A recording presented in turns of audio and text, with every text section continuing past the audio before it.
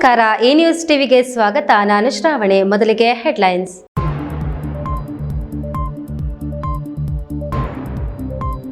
ಚಿಕ್ಕಬಳ್ಳಾಪುರ ನಗರದ ಅಭಿವೃದ್ಧಿ ದೃಷ್ಟಿಯಲ್ಲಿಟ್ಟುಕೊಂಡು ಬಜೆಟ್ ಮಂಡನೆ. ಉದ್ಯಾನವನ ಕಲ್ಯಾಣಿಗಳ ನವೀಕರಣಕ್ಕೆ ಒತ್ತು. 2,48,00,000 ರು ಉಳಿತಾಯ ಬಜೆಟ್ ಮಂಡಿಸಿದ ಜಿಲ್ಲಾಧಿಕಾರಿ ರವೀಂದ್ರ. ಮಾವಿನ ತೋಟ ತುಂಬಾ ನಳನಳಿಸುತ್ತಿರುವ ಹೂ ಪಿಂದೆಗಳು. ಬೆಳೆಗಾರರಲ್ಲಿ ಮೂಡಿತು ಮಂದಹಾಸ. ಅದಾಗಲೇ ತೋಟಗಳಲ್ಲಿ ಫಸಲು ಖರೀದಿಗೆ ಮುಂದಾದ ವರ್ತಕರು. ಅನ್ನ ಕೊಟ್ಟವರಿಗೆ ಬಿಲ್ ಬಾಕಿ ಇಟ್ಟ ಆರೋಗ್ಯ ಇಲಾಖೆ. ಸಾರ್ವಜನಿಕರ ಆಸ್ಪತ್ರೆ ಮುಂದೆ ಸಂತ್ರಸ್ತೆ ಅಳಲು. ಮುಜರಾಯಿ ದೇಗುಲಗಳಿಂದ ಸರ್ಕಾರಕ್ಕೆ ಸಾಕಷ್ಟು ಆದಾಯ. ಅರ್ಚಕರಿಗೆ 5,000, ಮೌಲ್ವಿಗಳಿಗೆ 1,00,000 ವೇತನ ತಾರತಮ್ಯ. ಪ್ರಮೋದ್ ಮುತಾಲಿಕ್ ಆಕ್ರೋಶ. 10 ವರ್ಷ ಕಳೆದರೂ ಮುಗಿಯದ ಎತ್ತಿನಹೊಳೆ ಕಾಮಗಾರಿ. ಸರ್ಕಾರದ ವಿರುದ್ಧ ಆಕ್ರೋಶ ವ್ಯಕ್ತಪಡಿಸಿದ ನೀರಾವರಿ ಹೋರಾಟಗಾರರು.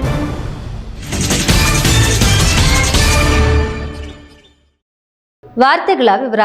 ಚಿಕ್ಕಬಳ್ಳಾಪುರ ನಗರಸಭೆಗೆ ಚುನಾಯಿತ ಜನಪ್ರತಿನಿಧಿಗಳ ಆಡಳಿತವಿಲ್ಲದೆ ಆಡಳಿತ ಅಧಿಕಾರಿಯೂ ಆಗಿರುವ ಜಿಲ್ಲಾಧಿಕಾರಿ ರವೀಂದ್ರರವರು ಇಂದು 2024-25ನೇ ಸಾಲಿಗೆ 2,48,00,000 ರುಗಳ ಉಳಿತಾಯ ಬಜೆಟ್ ಮಂಡನೆ ಮಾಡಿದ್ದು, ನಗರ ವ್ಯಾಪ್ತಿಯ ವಿವಿಧ ರಸ್ತೆ ವೃತ್ತಗಳು, ಫುಟ್ಪಾತ್ ನಿರ್ಮಾಣ ಹಾಗೂ ರಾಜಕಾಲುವೆಗಳು, ಕಲ್ಯಾಣಿಗಳು ಹಾಗೂ ಉದ್ಯಾನವನಗಳ ದುರಸ್ತಿ ಮತ್ತು ಅಭಿವೃದ್ಧಿಗೆ ಒತ್ತು ನೀಡಿದ್ದಾರೆ.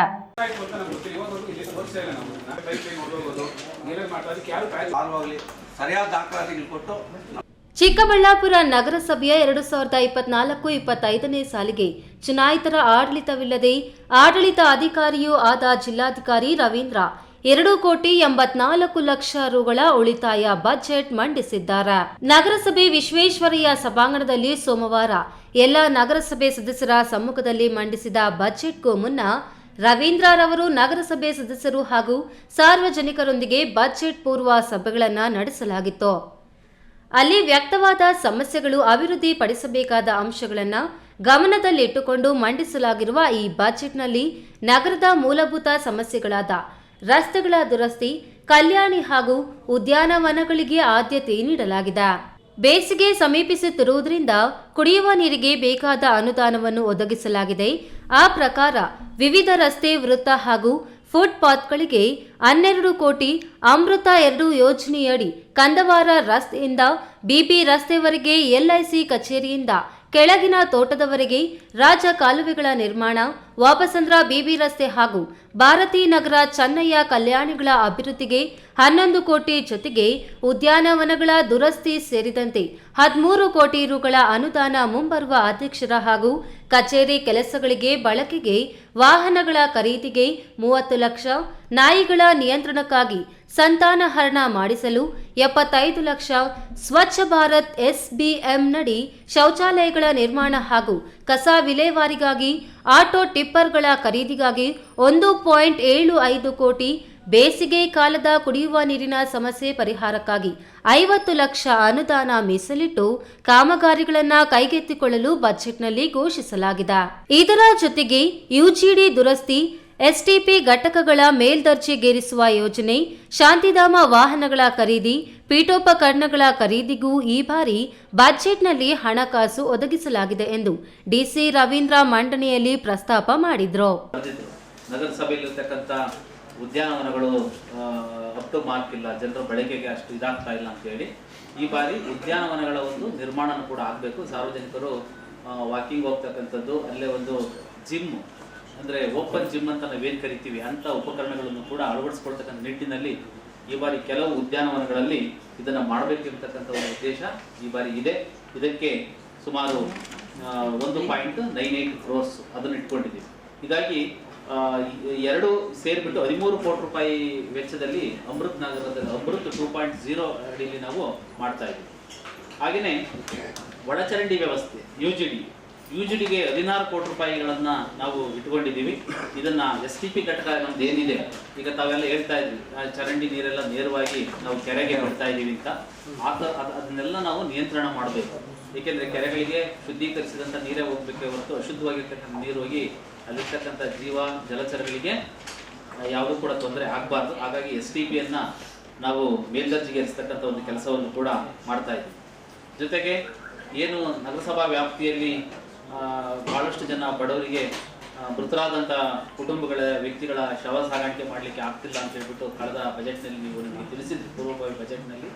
ಹಾಗಾಗಿ ಶಾಂತಿ ವಾಹನವನ್ನು ಖರೀದಿಸಲಿಕ್ಕೆ ಹೊಸದಾಗಿ ಖರೀದಿ ಮಾಡಲಿಕ್ಕೂ ಕೂಡ ಅದನ್ನು ನಾವು ಈ ಬಾರಿ ನಿಮ್ಮ ಸಲಹೆ ಮೇಲೆಗೆ ಅಳವಡಿಸಿಕೊಂಡು ಅದಕ್ಕೆ ಆದ್ಯತೆಯನ್ನು ನಾವು ನೀಡ್ತಾ ಇದ್ದೀವಿ. ಬಜೆಟ್ ಮಂಡನೆ ನಂತರ ಕೌನ್ಸಿಲರ್ಗಳಾದ ಗಜೇಂದ್ರ, ನಿರ್ಮಲಾ ಪ್ರಭು, ರಫೀಕ್ ಕೆಲವು ಸಲಹೆಗಳನ್ನ ನೀಡಿ ಆ ಕಾಮಗಾರಿಗಳನ್ನ ಸೇರಿಸಿಕೊಳ್ಳುವಂತೆ ಸಲಹೆ ನೀಡಿದ್ರು. ಈ ವೇಳೆ ಪೌರಾಯುಕ್ತ ಮಂಜುನಾಥ್ ಹಾಜರಿದ್ರು. ಕೆಎಸ್ ನಾರಾಯಣಸ್ವಾಮಿ, ಈ ನ್ಯೂಸ್ ಟಿವಿ, ಚಿಕ್ಕಬಳ್ಳಾಪುರ.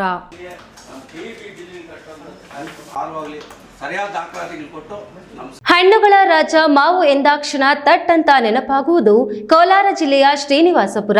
ಇಲ್ಲಿ ಬೆಳೆಯುವ ಮಾವು ದೇಶ ವಿದೇಶಗಳಿಗೆ ರಫ್ತು ಆಗುತ್ತದೆ. ಮಾವಿನ ಸೀಸನ್ನಲ್ಲಿ ಕೋಟ್ಯಾಂತರ ರು ವ್ಯವಹಾರ ನಡೆಯುತ್ತದೆ. ಈ ಬಾರಿ ಮಾವಿನ ಗಿಡಗಳು ಸಮೃದ್ಧವಾಗಿ ಹೂವನ್ನು ಬಿಟ್ಟಿದೆ. ಇದರಿಂದ ರೈತರ ಮೊಗದಲ್ಲಿ ಮಂದಹಾಸ ಮೂಡಿದೆ. ರೈತರಿಗಿಂತ ಮಧ್ಯವರ್ತಿಗಳೇ ಹೆಚ್ಚು ಲಾಭ ಪಡೆದುಕೊಳ್ಳುತ್ತಿದ್ದು, ಸರ್ಕಾರ ಸಮರ್ಪಕ ಮಾರುಕಟ್ಟೆ ವ್ಯವಸ್ಥೆ ಕಲ್ಪಿಸುವತ್ತ ವ್ಯವಸ್ಥೆ ಮಾಡಬೇಕಿದೆ. ಈ ಕುರಿತು ಒಂದು ವರದಿ. ಮಾವಿನ ನಗರಿ ಎಂದೇ ಪ್ರಸಿದ್ಧಿ ಪಡೆದಿರುವ ಕೋಲಾರ ಜಿಲ್ಲೆಯ ಶ್ರೀನಿವಾಸಪುರ ತಾಲೂಕಿನಲ್ಲಿ ಎಲ್ಲಿ ನೋಡಿದ್ರೂ ಮಾವಿನ ತೋಟಗಳೇ ಕಾಣಸಿಗುತ್ತವೆ. ಶ್ರೀನಿವಾಸಪುರ ತಾಲೂಕಿನಲ್ಲಿ 22,325 ಹೆಕ್ಟೇರ್ ಪ್ರದೇಶದಲ್ಲಿ ಸಾವಿರಾರು ರೈತರು ಬಗೆ ಬಗೆಯ ಮಾವಿನ ಹಣ್ಣನ್ನು ಬೆಳೆಯುತ್ತಾರೆ. ಶ್ರೀನಿವಾಸಪುರದಲ್ಲಿ ಬೆಳೆಯುವ ತೋತಾಪುರಿ, ರಸಪುರಿ, ರಾಜಪುರಿ, ಬಾದಾಮ್, ಅಲ್ಫಾನ್ಸೋ, ರಾಜಗಿರಿ ಸೇರಿದಂತೆ 16 ಬಗೆಯ ಮಾವಿನ ಹಣ್ಣುಗಳಿಗೆ ಖ್ಯಾತಿಯನ್ನು ಗಳಿಸಿದೆ.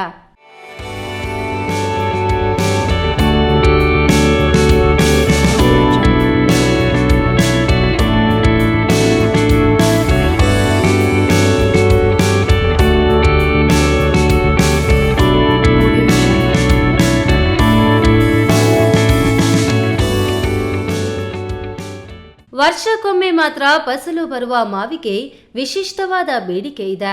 ಶ್ರೀನಿವಾಸಪುರ ತಾಲೂಕಿನಲ್ಲಿ ಬಹುಪಾಲು ರೈತರು ಮಾವಿನ ಕೃಷಿಯನ್ನೇ ಅವಲಂಬಿಸಿ ಜೀವನ ಕಟ್ಟಿಕೊಂಡಿದ್ದಾರೆ. ಈ ಬಾರಿ ಎಲ್ಲ ಮಾವಿನ ತೋಟಗಳ ತುಂಬ ಹೂವು, ಪಿಂದೆಗಳು ನಳನಳಿಸುತ್ತಿವೆ. ಇದನ್ನು ನೋಡುವುದೇ ಒಂದು ಆನಂದ. ಕಳೆದ ಬಾರಿಗಿಂತ ಈ ಬಾರಿ ಹೆಚ್ಚು ಫಸಲು ಕಚ್ಚಿದ್ದು ರೈತರ ಮೊಗದಲ್ಲಿ ಮಂದಹಾಸ ಮೂಡಿಸಿದೆ. 5 ವರ್ಷದಿಂದ ನಾನು ಮಾವಿನ ಬೆಳೆಯನ್ನು ನೋಡ್ಕೊಂಡು ಬರ್ತಾ ಇದ್ದೀನಿ. ನಮ್ಮದು ಒಂದು 20 ಎಕರೆ ಇದೆ. ಈ ಬಾರಿ ಮಾವಿನ ಫಸಲು ಚೆನ್ನಾಗಿ ಬರುತ್ತೆ ಅಂತ ನಾವು ಭಾವಿಸ್ತಾ ಇದ್ವಿ. ಆದರೆ ಇವಾಗಿರೋ ಟೆಂಪ್ರೇಚರ್ ನೋಡಿದ್ರೆ ಇರೋ ಮಾವಿನ ಕಾಯಿನೂ ಉದುರೋಗೋ ರೀತಿ ಕಾಣಿಸ್ತಾ ಇದೆ. ಯಾಕಂದರೆ ಅಷ್ಟು ಟೆಂಪ್ರೇಚರ್ ಇದೆ, ಮಳೆ ಇಲ್ಲ, ಏನೂ ಇಲ್ಲ. ನಿಮಗೆ ಗೊತ್ತಿರೋ ತನಕ ಕೋಲಾರ ಜಿಲ್ಲೆ ಅಂದರೆ ಬರಪೀಡಿತ ಪ್ರದೇಶ ಆಗೋಗಿದೆ. ಆದರೆ ಇದನ್ನೇ ನಂಬ್ಕೊಂಡಿರ್ತಕ್ಕಂಥ ರೈತರ ಪರಿಸ್ಥಿತಿ ಮುಂದೆ ಜಾಸ್ತಿ ತೊಂದರೆ ಆಗೋ ರೀತಿ ಕಾಣಿಸ್ತಾ ಇದೆ. ಕಳೆದ ಬಾರಿ ನಿರೀಕ್ಷಿತ ಪ್ರಮಾಣದಲ್ಲಿ ರೈತರಿಗೆ ಲಾಭವಾಗಲಿಲ್ಲ. ಈ ಬಾರಿ ಹಲವು ಕನಸುಗಳನ್ನು ಹೊತ್ತು ರೈತರು ಮಾವಿನ ಕೃಷಿಯಲ್ಲಿ ತೊಡಗಿದ್ದಾರೆ. ಶ್ರೀನಿವಾಸಪುರದ ಮಾವಿಗೆ ಪ್ರಪಂಚದಾದ್ಯಂತ ಬೇಡಿಕೆ ಇದೆ. ಇಲ್ಲಿನ ತೋಟಗಳಿಗೆ ತೆರಳಿ ವ್ಯಾಪಾರಸ್ಥರು ತೋಟದಲ್ಲಿ ಫಸಲು ಖರೀದಿಸಲು ಈಗಾಗಲೇ ಮುಂದಾಗಿದ್ದಾರೆ. ಆದರೆ ರೈತರು ಮಾರಾಟಕ್ಕೆ ಮುಂದಾಗುತ್ತಿಲ್ಲ. ಈ ಬಾರಿ ಸಕಾಲಕ್ಕೆ ಮಳೆ ಇಲ್ಲದೆ ಬೇಸಿಗೆ ಬಿಸಿಲು ಹೆಚ್ಚಾಗಲಿದೆ ಎಂಬ ಆತಂಕ ರೈತರಲ್ಲಿ ಮನೆ ಮಾಡಿದೆ. ಆದರೆ ಇದ್ಯಾವುದನ್ನು ಲೆಕ್ಕಿಸದ ಗ್ರಾಹಕರು ಈ ವರ್ಷ ಹಣ್ಣನ್ನು ಸವಿಯಲು ಕಾತುರರಾಗಿದ್ದಾರೆ. ಮರಗಳೆಲ್ಲ ಈಗ ಚಿಗುರ್ಕೊಂಡಿದೆ, ಹೂ ಬಿಟ್ಟಿದೆ, ಒಳ್ಳೆ ಹೂ ಬಿಟ್ಟಿದೆ. ಈ ಸರಿ ಕ್ರಾಪು ತುಂಬ ಚೆನ್ನಾಗಿದೆ ಇರುತ್ತೆ ಅಂತ ಹೇಳ್ಬಿಟ್ಟು ಎಲ್ಲರೂ ಎಕ್ಸ್ಪೆಕ್ಟ್ ಮಾಡ್ತಾ ಇದ್ದಾರೆ. ಆದರೆ ಬೆಳೆ ಸಿಗುತ್ತಾ ಇಲ್ವಾ ಅನ್ನೋದು ಕುತೂಹಲದಿಂದ ಕಾಯ್ತಾ ಇದ್ದಾರೆ. ಈ ಒಂದು ಬೆಳೆನೇ ಆಧಾರವಾಗಿಟ್ಕೊಂಡು ರೈತರು ಇವತ್ತು ಮಕ್ಕಳಿಗೆ ಎಜುಕೇಶನ್ಗಿರ್ಬೋದು, ಇಲ್ಲ ಮನೆಯಲ್ಲಿ ಶುಭ ಕಾರ್ಯಗಳಿಗೆ ಮದುವೆಗಿರ್ಬೋದು. ಶ್ರೀನಿವಾಸಪುರ ಎಪಿಎಂಸಿಯಲ್ಲಿ 100 ಮಾವಿನ ಮಂಡಿಗಳಿದ್ದು ಹಣ್ಣಿನ ಸೀಸನ್ನಲ್ಲಿ ದೊಡ್ಡ ಮಟ್ಟದಲ್ಲಿ ವಹಿವಾಟು ನಡೆಯುತ್ತದೆ. ತೋಟಗಾರಿಕೆ ಇಲಾಖೆ ಸಹ ರೈತರಿಗೆ ಅಗತ್ಯವಾದಂತಹ ತಾಂತ್ರಿಕ ನೆರವು, ರೋಗಬಾಧೆ ಬಗ್ಗೆ ಮಾಹಿತಿಯನ್ನು ನೀಡುತ್ತಿದೆ. ಈ ಬಾರಿ ಸಮೃದ್ಧವಾದಂತಹ ಫಸಲು ಬರುವ ನಿರೀಕ್ಷೆಯಲ್ಲಿ ರೈತರಿದ್ದಾರೆ. ಅನೇಕ ಬಾರಿ ರೈತರಿಗಿಂತ ಮಧ್ಯವರ್ತಿಗಳಿಗೆ ಲಾಭ ಹೆಚ್ಚಿನ ಪ್ರಮಾಣದಲ್ಲಿ ಸಿಗುತ್ತಿದ್ದು, ಸರ್ಕಾರ ಒಂದು ಸಮರ್ಪಕವಾದಂತಹ ವ್ಯವಸ್ಥೆಯನ್ನು ಮಾಡಬೇಕಿದೆ. ಕೆ ನರಸಿಂಹಮೂರ್ತಿ, ಈ ನ್ಯೂಸ್ ಟಿವಿ, ಶ್ರೀನಿವಾಸಪುರ. ಕೋವಿಡ್ ಸಂದರ್ಭದಲ್ಲಿ ಡಾಕ್ಟರ್ಸ್ ಫಾರ್ ಯು ಎಂಬ ನೌಕರ ಸಿಬ್ಬಂದಿಗಳಿಗೆ ತಿಂಗಳವರೆಗೆ ಊಟ ಕೊಡಿಸಿದ್ದ ಆರೋಗ್ಯ ಇಲಾಖೆ ಇದೀಗ ಅನ್ನ ಕೊಟ್ಟವರಿಗೆ ಬಿಲ್ ಬಾಕಿ ಇಟ್ಟುಕೊಂಡು ಕಚೇರಿಗೆ ಅಲೆದಾಡುವಂತೆ ಮಾಡಿದ್ದು, ಊಟ ನೀಡುತ್ತಿದ್ದ ಮಹಿಳೆ ಶಶಿಕಲಾ ಸರ್ಕಾರಿ ಆಸ್ಪತ್ರೆ ಮುಂದೆ ತನ್ನ ಅಳಲನ್ನು ತೋಡಿಕೊಂಡ ಘಟನೆ ನಡೆದಿದೆ.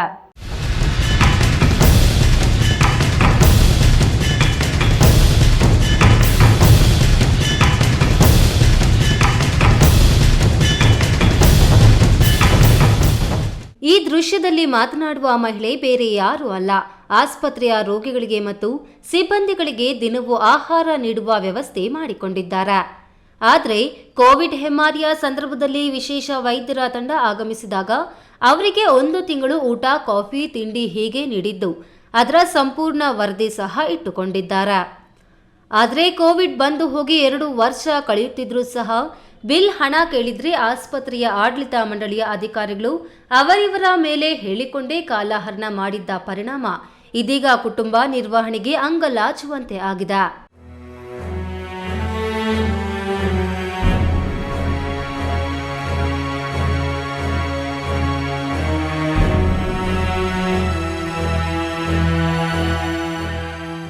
ಬೆಕ್ಕಿಗೆ ಚೆಲ್ಲಾಟವಾದ್ರೆ ಇಲಿಗೆ ಪ್ರಾಣ ಸಂಕಟವೆಂಬ ಗಾದೆಯಂತೆ ಕುಟುಂಬದ ಯಜಮಾನನಾಗಿದ್ದ ಈಕೆಯ ಗಂಡ ರಮೇಶ್ ಆಕ್ಸಿಡೆಂಟ್ ಒಂದರಲ್ಲಿ ಕಾಲುಗಳು ಸ್ವಾಧೀನವಿಲ್ಲದೆ ಕೌಟುಂಬಿಕ ಜೀವನ ಅಸ್ತವ್ಯಸ್ತವಾಗಿದೆ. ಆದರೂ ಸಹ ಬೆಂಬಿಡದ ದಿಟ್ಟ ಮಹಿಳೆ ಗಂಡನ ವೃತ್ತಿಯನ್ನೇ ಮುಂದುವರಿಸಿ ಕುಟುಂಬ ನಿರ್ವಹಣೆ ಮಾಡಿಕೊಂಡು ಹೋಗುತ್ತಿರುವುದು ಒಂದೆಡೆಯಾದರೆ, ಇದೀಗ ತಾಲೂಕು ಆರೋಗ್ಯ ಅಧಿಕಾರಿಯ ಬೇಜವಾಬ್ದಾರಿಯಿಂದಾಗಿ ಬಿಲ್ ಬಾಕಿ ಉಳಿಸಿಕೊಂಡು ಆಸ್ಪತ್ರೆ ಕಚೇರಿ ಅಲಿಯುವುದರ ಮೂಲಕ ನ್ಯಾಯಕ್ಕಾಗಿ ಹೋರಾಟ ಮಾಡುತ್ತಿದ್ದಾಳೆ. ಊಟ ಕೊಟ್ಟಿದ್ದ ತಪ್ಪಿಗೆ ಬಿಲ್ ಬಾಕಿಯಿಂದಾಗಿ ತನ್ನ ಪರಿವಾರವನ್ನು ಬೀದಿಗೆ ಬರುವಂತೆ ಆಗಿದೆ. ಸುಮಾರು 1.5 ಲಕ್ಷ ರೂಗಳಷ್ಟು ಬಾಕಿ ಉಳಿಸಿಕೊಂಡಿದ್ದಾರೆ ಎಂದು ತನ್ನ ಅಸಹಾಯಕತೆಯನ್ನು ತೋಡಿಕೊಂಡಿದ್ದಾರೆ. ಡಾಕ್ಟರ್ಸ್ ಫಾರ್ ಯು ಅಂತ ಒಂದು ಸ್ಟಾಪನ್ನು ಕರೆಸಿ ನಮ್ಮ ಕಡೆಯಿಂದ 1 ತಿಂಗಳ ತನಕ ಊಟ ಕೊಡಿಸಿದ್ದಾರೆ. ಅದ್ರದ್ದು ಇದುವರೆಗೂ ಕೇಳಿದ್ರೆ ಇವತ್ತು ನಾಳೆ ಅಂತ 3 ವರ್ಷದಿಂದ ಸಾಧಿಸಿ ಇದು ಮಾಡ್ತಿದ್ದಾರೆ. ನಮಗೆ ಬಿಲ್ ಕೊಟ್ಟಿಲ್ಲ. ಅದು ಕುಟುಂಬದಲ್ಲಿ ನಮ್ಮ ಯಜಮಾನರು ಬಂದು ಅಂಗವಿಕಲರು, ಅಂದರೆ ಒಂದು ಆಕ್ಸಿಡೆಂಟಲ್ಲಿ ಅವರು ಸ್ಪೈನಲ್ ಕಾರ್ಡ್ ಇಂಜುರಿ ಪೇಷಂಟ್ ಆಗಿರ್ತಾರೆ. ಒಂದು ಮಗು ನನಗೆ ಒಂದು 8th ಸ್ಟ್ಯಾಂಡರ್ಡ್ ಓದ್ತಿದೆ, ಇನ್ನೊಂದು ಫೈನಲ್ ಇಯರ್ B.Com ಎಜುಕೇಷನ್ ಮಾಡ್ತಾ ಇರೋರು. ಬಟ್ ಇದನ್ನೇ ನಂಬ್ಕೊಂಡು ನಾನು ಜೀವನ ಮಾಡ್ತಾ ಇರೋದು. ಇದು ನಂಬ್ಕೊಂಡು ಮತ್ತು ನೋಡಿ ಈ ಥರ ಎಲ್ಲ ಸಮಸ್ಯೆಯಿಂದ ನನಗೆ ಒಂದು ಇದಾಗಿ ಈ ನಡುವೆ ಇತ್ತೀಚೆಗೆ ನನಗೆ ಈ ಜೀವ ಬೇಡ, ಈ ಮಕ್ಕಳು ಬೇಡ, ಏನೂ ಬೇಡ, ನನಗೆ ಏನಾದರೂ ಒಂದು ನನ್ನ ಆತ್ಮಹತ್ಯೆ ಮಾಡ್ಕೋಬೇಡ, ನಾನು ಅಷ್ಟು ಸ್ವರ್ಗೋಗ್ಬಿಟ್ಟಿದ್ದೀನಿ ಇವರು ಅಲಸೋ ರೀತಿಯಿಂದ ನೋಡಿ. ಇನ್ನು ನ್ಯಾಯ ಸಿಗಲಿಲ್ಲವೆಂದರೆ ಆಸ್ಪತ್ರೆ ಮುಂಭಾಗದಲ್ಲಿಯೇ ಆತ್ಮಹತ್ಯೆಗೆ ಶರಣಾಗಬೇಕಾಗುತ್ತದೆ ಎಂದು ಅಧಿಕಾರಿಗಳ ಮುಂದೆಯೇ ತನ್ನ ನೋವನ್ನು ತೋಡಿಕೊಂಡಿದ್ದರಿಂದ ಸಾರ್ವಜನಿಕರು ಸಹ ಅನ್ನ ಕೊಟ್ಟವರಿಗೆ ಈ ರೀತಿಯ ತೊಂದರೆ ಕೊಡಬಾರದು ಎಂದು ಅಧಿಕಾರಿಗಳಿಗೆ ತಾಕೀತು ಮಾಡಿದ್ರು. ಹೈದರ್ ಸಾಬ್, ಈ ನ್ಯೂಸ್ ಟಿವಿ, ದೇವನಹಳ್ಳಿ. ಇದೀಗ ವಿರಾಮದ ನಂತರ ಈ ನ್ಯೂಸ್ ಟಿವಿ ಮುಂದುವರಿಯುತ್ತದೆ. ಉತ್ತಮ ಪರಿಸರದಲ್ಲಿ ಪ್ರಶಾಂತವಾದ ಸ್ಥಳದಲ್ಲಿ ಸುಸಜ್ಜಿತ ವಾಸೋಪಯೋಗಿ ಬಡಾವಣೆ ನಿರ್ಮಾಣವಾಗಿದೆ. ಚಿಕ್ಕಬಳ್ಳಾಪುರ ನಗರಸಭೆ ವ್ಯಾಪ್ತಿಗೆ ಸೇರಿದ ವಾರ್ಡ್ ನಂಬರ್ 14ರ ಕಂದವಾರ ಬಳಿ ಪ್ರತಿಷ್ಠಿತ ಮಾರ್ಕ್ ವೆಸ್ಟಾ ಸಂಸ್ಥೆ ನಿರ್ಮಿಸಿದ್ದು, ನಗರ ಯೋಜನೆ ಪ್ರಾಧಿಕಾರದಿಂದ ಅನುಮೋದಿಸಲ್ಪಟ್ಟಿರುವ 2ನೇ ಹಂತದ ನಿವೇಶನಗಳು ಮಾರಾಟಕ್ಕೆ ಲಭ್ಯವಿದೆ. ನಿಮ್ಮ ಉಜ್ವಲ ಭವಿಷ್ಯಕ್ಕಾಗಿ ಇಂದೇ ಖರೀದಿಸಿ.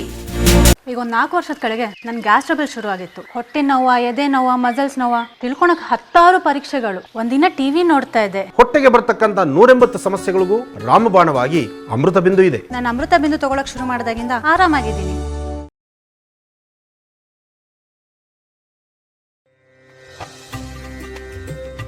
ನಮ್ಮ ಐತಿಹಾಸಿಕ ನಂದಿಗಿರಿ ಧಾಮದ ನಾಡು, ಭಾರತ ರತ್ನ ಸರ್ ಎಂ ವಿಶ್ವೇಶ್ವರಯ್ಯನವರ ತವರೂರು ಇನ್ನಷ್ಟು ಸುಂದರವಾಗಲಿದೆ. ಹೇಗೆ ಅಂತೀರಾ? ಶ್ರೀ ನಂದಿನಿ ಸಿಲ್ಕ್ಸ್ ಅಂಡ್ ಸ್ಯಾರೀಸ್ ರವರ 3ನೇ ಶೋರೂಮ್ ಇದೀಗ ನಮ್ಮ ಚಿಕ್ಕಬಳ್ಳಾಪುರದ ಗಂಗಮ್ಮಗುಡಿ ರಸ್ತೆಯಲ್ಲಿ ಆರಂಭವಾಗಲಿದೆ. ಹಿಂದೆಂದೂ ಕಾಣದ ಲೇಟೆಸ್ಟ್ ಟ್ರೆಂಡ್ಸ್, ಹಲವಾರು ಡಿಸೈನ್ಸ್ ಮತ್ತು ಅದ್ಭುತ ಸಿಲ್ಕ್ ಸ್ಯಾರಿಗಳ ಕಲೆಕ್ಷನ್ ವಿಶಾಲವಾದ 3 ಮಹಡಿಗಳಲ್ಲಿ. ಇದು ಟ್ರೆಡಿಷನ್ ಮತ್ತು ಸ್ಟೈಲ್ನ ಪರ್ಫೆಕ್ಟ್ ಸಂಧಾನ. Shri Nandini silks, Gangammagudi road, Chikkaballapura. ನಾನು ಇರ್ತೀನಿ, ನೀವು ಬನ್ನಿ, ನಿಮ್ಮವ್ರನ್ನೆಲ್ಲ ಕರ್ಕೊಂಡ್ ಬನ್ನಿ. ಬರ್ತೀರಾ ತಾನೆ? ವಿರಾಮದ ನಂತರ ಈ ನ್ಯೂಸ್ ಟಿವಿಗೆ ಸ್ವಾಗತ. ಮುಜರಾಯಿ ಇಲಾಖೆಯ ದೊಡ್ಡ ದೊಡ್ಡ ದೇಗುಲಗಳಿಂದ ಸರ್ಕಾರಕ್ಕೆ ಬೇಕಾದಷ್ಟು ಆದಾಯ ಬರುತ್ತಿದೆ. ಆ ಹಣ ಪಡೆದು ಮುಸ್ಲಿಮರ ಶಾದಿ ಮಹೋಲ್ಲಾಕ್ಕೆ ಕ್ರೈಸ್ತರ ಚರ್ಚ್ಗೆ ಕೊಡುವ ಕೆಲಸ ಮಾಡಲಾಗ್ತಿದೆ. ಆದರೆ ಪಾಳು ಬಿದ್ದ ದೇಗುಲಗಳನ್ನು ನಿರ್ಲಕ್ಷಿಸಲಾಗುತ್ತಿದೆ ಎಂದು ಶ್ರೀರಾಮ ಸೇನೆ ಸಂಸ್ಥಾಪಕ ಅಧ್ಯಕ್ಷ ಪ್ರಮೋದ್ ಮುತಾಲಿಕ್ ಆಕ್ರೋಶ ವ್ಯಕ್ತಪಡಿಸಿದರು.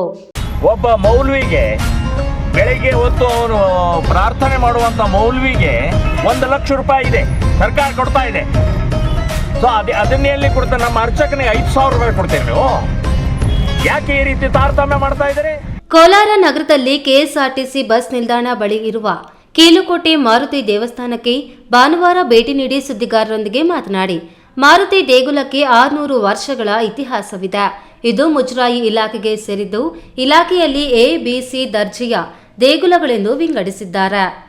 1 ಕೋಟಿಗೂ ಹೆಚ್ಚು ಆದಾಯ ಬರುವ ಎ ಗ್ರೇಡ್, 1 ಕೋಟಿಗಿಂತ ಕೆಳಗಡೆ ಆದಾಯ ಬರುವ ಬಿ ಗ್ರೇಡ್ ಹಾಗೂ 10 ಲಕ್ಷಕ್ಕೂ ಕಡಿಮೆ ಆದಾಯ ಇರುವವು ಸಿ ದರ್ಜೆ ದೇಗುಲವೆಂದು ವಿಂಗಡಿಸಿದ್ದಾರೆ. ಆದರೆ ಈ ದೇವಾಲಯದಿಂದ 1 ರೂ ಕೂಡ ಆದಾಯವಿಲ್ಲ. ಈ ದೇವಾಲಯವನ್ನು ಸರ್ಕಾರ ಅನಾಥವಾಗಿ ಬಿಟ್ಟಿದೆ. ಸರ್ಕಾರದ ನಿರ್ಲಕ್ಷ್ಯ ಧೋರಣೆ ಗೊತ್ತಾಗುತ್ತದೆ ಎಂದು ವಾಗ್ದಾಳಿ ನಡೆಸಿದ್ರು. ಇವತ್ತು ಮುಜರಾಯಿಯಲ್ಲಿ ABC ಮಾಡಿದೆ. ಕೋಟಿ ರೂಪಾಯಿ ಆದಾಯಕ್ಕಿಂತ ಜಾಸ್ತಿ ಬರುವಂಥದ್ದು ಎ, ಕೋಟಿ ಕೆಳಗಡೆಗೆ ಬಿ, ಇನ್ನು 10 ಲಕ್ಷಕ್ಕಿಂತ ಕೆಳಗೆ ಇರೋದು ಸಿ ಅಂತ ಮಾಡಿದ್ದಾರೆ. ಸೊ ಇಲ್ಲಿ 10 ಲಕ್ಷ ಅಲ್ಲ, 1 ರೂಪಾಯಿ ಕೂಡ ಆದಾಯ ಬರೋಲ್ಲ ಇದಕ್ಕೆ. ಸೊ ಇಷ್ಟು ಒಳ್ಳೆ ಪವರ್ಫುಲ್ ದೇವಸ್ಥಾನವನ್ನು ಅನಾಥವಾಗಿ ಬಿಟ್ಟಿದ್ದು ಸರ್ಕಾರ ದುರ್ಲಕ್ಷ್ಯ ಧೋರಣೆ ಇದು ಗೊತ್ತಾಗತ್ತೆ. ಸೊ ನಾನು ಹೇಳೋದು, ಸರ್ಕಾರಕ್ಕೆ ಬೇಕಾದಷ್ಟು ಇವತ್ತು ಮುಜರಾಯಿ ಇಲಾಖೆಯ ದೊಡ್ಡ ದೇವಸ್ಥಾನಗಳ ಆದಾಯ ಬೇಕಾದಷ್ಟಿದೆ, ಸಾಕಷ್ಟಿದೆ. ಸೊ ಆ ದೇವಸ್ಥಾನ ಸರ್ಕಾರ ತಗೊಂಡು ರಸ್ತೆಗೋ ಅಥವಾ ಮುಸ್ಲಿಮರ ಶಾದಿ ಮಹಲ್ಗೋ ಕ್ರಿಶ್ಚಿಯನ್ರ ಚರ್ಚಿಗೆ ಕೊಡುವಂಥ ಕೆಲಸವನ್ನು ಮಾಡ್ತಾ ಇದ್ದಾರೆ. ನಾನು ಹೇಳ್ತಾನೆ, ಈ ರೀತಿಯ ಇವತ್ತು ಪಾಳು ಬಿದ್ದಂಥ ಅತ್ಯಂತ ಬಹಳ ಪವರ್ಫುಲ್ ಇರುವಂಥ ದೇವಸ್ಥಾನವನ್ನು ಪುನಃ ಪ್ರತಿಷ್ಠಾಪನೆ ಮಾಡಬೇಕು. ಮುಜರಾಯಿ ದೇಗುಲಗಳ ಹಣವನ್ನು ಬೇರೆ ಯಾರಿಗೂ ಕೊಡಲ್ಲ, ಹಿಂದೂ ದೇಗುಲಗಳಿಗೆ ಮಾತ್ರ ಕೊಡುವುದಾಗಿ ಇಲಾಖೆ ಸಚಿವರು ಸುಳ್ಳು ಹೇಳುತ್ತಿದ್ದಾರೆ. ಎಬಿ ದರ್ಜೆಯ ದೇಗುಲ ಅರ್ಚಕರಿಗೆ ತಿಂಗಳಿಗೆ 5,000 ವೇತನ ಕೊಡಲಾಗ್ತಿದೆ. ಈ ಹಣವು ಹೂವು, ಹಣ್ಣು, ಎಣ್ಣೆ, ಬತ್ತಿ ಖರೀದಿಗೂ ಸಾಧ್ಯವಾಗುವುದಿಲ್ಲ. ಅವರ ಉಪಜೀವನ ಹೇಗೆ ಸಾಧ್ಯ? ಆದರೆ ಒಬ್ಬ ಮೌಲ್ವಿಗೆ ಸರ್ಕಾರ 1 ಲಕ್ಷ ಕೊಡುತ್ತಿದೆ. ಏಕಿಷ್ಟು ತಾರತಮ್ಯ? ಓಟಿಗಾಗಿ ಮುಸ್ಲಿಂ ತುಷ್ಟೀಕರಣವೇ? ದೇವಸ್ಥಾನದ ಹುಂಡಿ ಹಣ ದೇಗುಲಗಳಿಗೆ ಕೊಡುವುದನ್ನು ಬಿಟ್ಟು ಸ್ವಾರ್ಥಕ್ಕೆ ಬಳಸುತ್ತಿದ್ದಾರೆ ಎಂದು ಆರೋಪಿಸಿದ್ರು. ಮುಂಬರುವ ಲೋಕಸಭಾ ಚುನಾವಣೆಯಲ್ಲಿ ನಾನಾಗಲಿ ಶ್ರೀರಾಮ ಸೇನೆಯ ಬೇರೆ ಯಾರೂ ಕಣಕ್ಕೆ ಇಳಿಯುವುದಿಲ್ಲ. ಮೋದಿ ಗೆಲ್ಲಿಸಿ ಭಾರತ ಉಳಿಸಿ ಅಭಿಯಾನ ಪ್ರಾರಂಭ ಮಾಡಿದ್ದು ಕಾರ್ಯಕ್ರಮಗಳಲ್ಲಿ ಭಾಗವಹಿಸುತ್ತೇನೆ ಎಂದು ತಿಳಿಸಿದ್ರು. Satish, E news TV, Kolar. ಬಯಲುಸೀಮೆ ಜಿಲ್ಲೆಗಳಾದ ಕೋಲಾರ, ಚಿಕ್ಕಬಳ್ಳಾಪುರ ಜಿಲ್ಲೆಗಳಿಗೆ ಕುಡಿಯುವ ನೀರು ಒದಗಿಸುವ ಮಹತ್ವಾಕಾಂಕ್ಷಿ ಎತ್ತಿನಹೊಳೆ ಯೋಜನೆಗೆ ಶಂಕುಸ್ಥಾಪನೆ ನೆರವೇರಿಸಿ ಇಂದಿಗೆ ಬರೋಬ್ಬರಿ 10 ವರ್ಷ ಕಳೆದಿದೆ. 2024 ಮಾರ್ಚ್ 4ರಂದು ಅಂದಿನ ಸಿಎಂ ಆಗಿದ್ದ ಸಿದ್ದರಾಮಯ್ಯನವರೇ ಶಂಕುಸ್ಥಾಪನೆ ನೆರವೇರಿಸಿ 2 ವರ್ಷಕ್ಕೆ ಕಾಮಗಾರಿ ಮುಗಿಯುತ್ತೆ ಅಂತ ಹೇಳಿದ್ರು.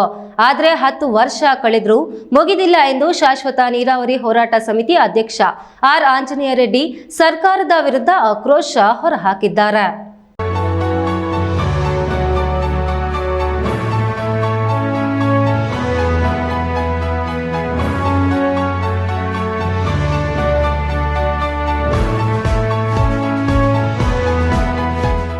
ಎತ್ತಿನಹೊಳೆ ಯೋಜನೆಗೆ ಈಗಿನ ಸಿಎಂ ಸಿದ್ದರಾಮಯ್ಯನವರೇ ಅವತ್ತಿನ ಸಿಎಂ ಆಗಿದ್ದು ಚಿಕ್ಕಬಳ್ಳಾಪುರದಲ್ಲಿ ಶಂಕುಸ್ಥಾಪನೆ ಮಾಡಿ ಇವತ್ತಿಗೆ 10 ವರ್ಷ ಕಳೆದಿದೆ. ಅಂದು 2 ವರ್ಷದಲ್ಲಿ ಪೂರ್ಣಗೊಳಿಸುವ ಭರವಸೆ ನೀಡಿದ್ದ ಸಿದ್ದರಾಮಯ್ಯ ದಶಕ ಕಳೆದ್ರೂ ಈಡೇರಿಲ್ಲ ಎಂದು ಶಾಶ್ವತ ನೀರಾವರಿ ಹೋರಾಟ ಸಮಿತಿ ಅಧ್ಯಕ್ಷ ಆಂಜನೇಯ ರೆಡ್ಡಿ ಚಿಕ್ಕಬಳ್ಳಾಪುರ ನಗರದ ಪತ್ರಕರ್ತರ ಭವನದಲ್ಲಿ ಆಕ್ರೋಶ ಹೊರಹಾಕಿದ್ರು. ಕೇವಲ 2 ವರ್ಷದಲ್ಲಿ ಎತ್ತಿನಹೊಳೆ ಯೋಜನೆ ಮುಗಿಸಿ ಕುಡಿಯುವ ನೀರು ಕೊಡುವುದಾಗಿ ಸಿದ್ದರಾಮಯ್ಯ ಸೇರಿದಂತೆ ಅಂದಿನ ಸಂಸದರಾಗಿದ್ದ ವೀರಪ್ಪ ಮೊಯ್ಲಿಯವರು ಹೇಳಿಕೊಂಡಿದ್ದರು. ಆದರೆ 1 ದಶಕ ಕಳೆದ್ರೂ ಹನಿ ನೀರು ಸಹ ಚಿಕ್ಕಬಳ್ಳಾಪುರ, ಕೋಲಾರಕ್ಕೆ ಕೊಡಲಾಗಿಲ್ಲ. ಎತ್ತಿನಹೊಳೆ ಯೋಜನೆಯೇ ಒಂದು ಸುಳ್ಳಿನ ಯೋಜನೆ. ಅಂದು ನೀರು ಬರಲ್ಲ ಅಂತ ಗೊತ್ತಿದ್ರೂ ಲೋಕಸಭಾ ಚುನಾವಣಾ ಹಿನ್ನೆಲೆಯಲ್ಲಿ ದುರುದ್ದೇಶದಿಂದ ಎತ್ತಿನಹೊಳೆ ಯೋಜನೆಗೆ ಚಾಲನೆ ನೀಡಲಾಯಿತು. ಅವೈಜ್ಞಾನಿಕ ಎತ್ತಿನಹೊಳೆ ಯೋಜನೆಯಿಂದ ಚುನಾವಣೆಗಾಗಿ ಎಟಿಎಂ ಆಗಿ ಮಾಡಿಕೊಂಡು ಸರ್ಕಾರಗಳು ವೃಥಾ ಹಣ ಖರ್ಚು ಮಾಡಿವೆ ಅಂತ ಆಕ್ರೋಶ ಹೊರಹಾಕಿದ್ರು. ಯಾರು ನಾನು ಚುನಾವಣೆಗೆ ನಿಲ್ತೀನಿ ಅಂತ ಬರ್ತಾರೋ ಆ ಅಭ್ಯರ್ಥಿ.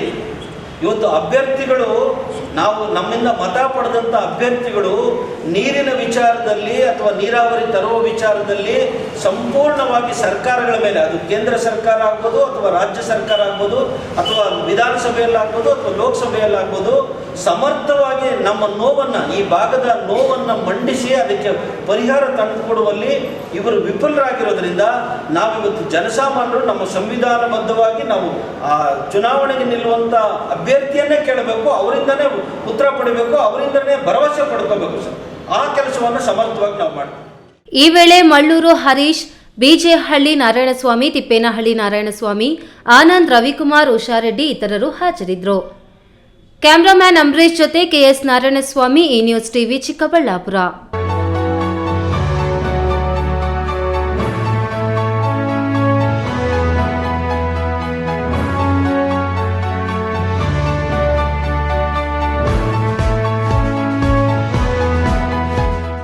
ವಿಶೇಷ ಚೇತನರನ್ನು ಸಮಾಜದ ಮುಖ್ಯ ವಾಹಿನಿಗೆ ತರುವ ಮೂಲಕ ಆರ್ಥಿಕವಾಗಿ ಅಭಿವೃದ್ಧಿ ಹೊಂದಲು ಸಹಾಯ ಮಾಡಬೇಕು ಎಂದು ಕಾರ್ಮಿಕ ಇಲಾಖೆಯ ಉಪ ಆಯುಕ್ತ ಗುರುಪ್ರಸಾದ್ ಹೇಳಿದರು.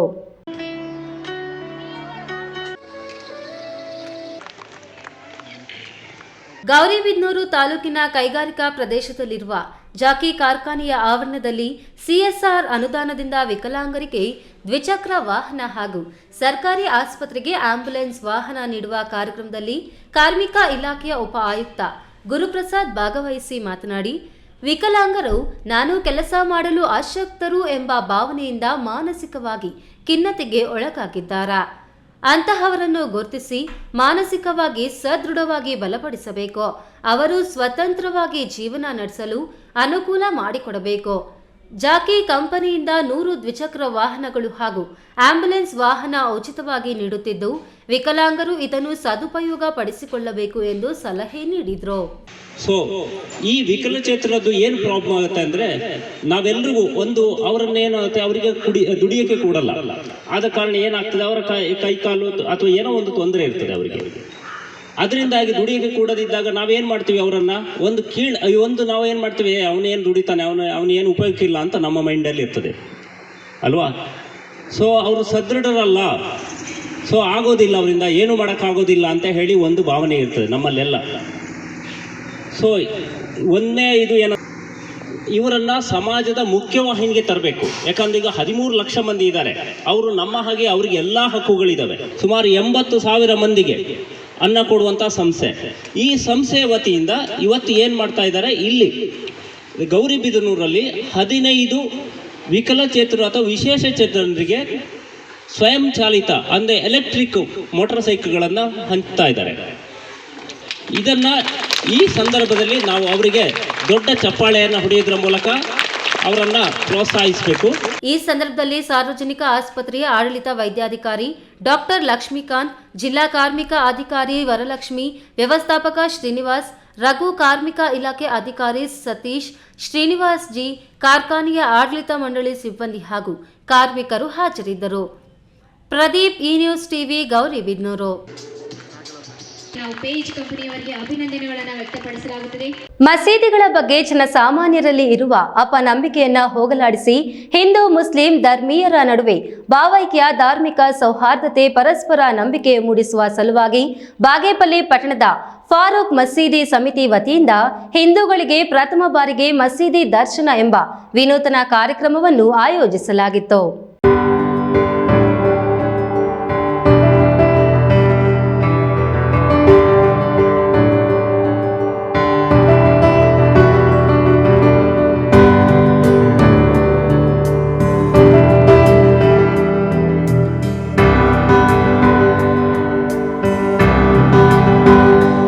ಬಾಗೇಪಲ್ಲಿ ಪಟ್ಟಣದ ಫಾರೂಕ್ ಮಸೀದಿ ಸಮಿತಿ ವತಿಯಿಂದ ಹಿಂದೂಗಳಿಗೆ ಪ್ರಥಮ ಬಾರಿಗೆ ಮಸೀದಿ ದರ್ಶನ ಎಂಬ ವಿನೂತನ ಕಾರ್ಯಕ್ರಮವನ್ನು ಆಯೋಜಿಸಲಾಗಿತ್ತು. ಈ ಸಂದರ್ಭದಲ್ಲಿ ಮಹಿಳೆಯರಿಗೆ, ಮಕ್ಕಳಿಗೆ ಸೇರಿದಂತೆ ಎಲ್ಲ ಧರ್ಮಗಳ ಜನರಿಗೂ ಮುಕ್ತ ಆಹ್ವಾನ ನೀಡಿದ್ದರು.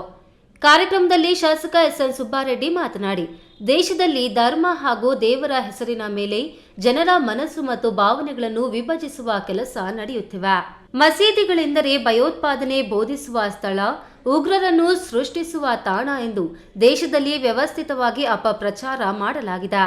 ಆದರೆ ಮಸೀದಿಗಳಲ್ಲಿ ಅಂತಹ ಯಾವುದೇ ಉಗ್ರಗಾಮಿ ಚಟುವಟಿಕೆ ನಡೆಯುತ್ತಿಲ್ಲ ಅಥವಾ ಅನ್ಯ ಧರ್ಮೀಯರ ಬಗ್ಗೆ ಯಾವುದೇ ವಿಷ ಬೀಜ ಬಿತ್ತುತ್ತಿಲ್ಲ ಎಂಬುದನ್ನು ಸಾರಿ ಹೇಳುವ ರೀತಿಯಲ್ಲಿ ಈ ದಿನ ಮಸೀದಿ ದರ್ಶನ ಇಡೀ ದೇಶಕ್ಕೆ ಮಾದರಿಯಾಗಿದೆ ಎಂದರು. ಎಲ್ಲೇ ಆಗಲಿ ಹಿಂದೂ ಮುಸ್ಲಿಂ ಈ ಭಾವನೆ ನಮ್ಮಲ್ಲಿಲ್ಲ.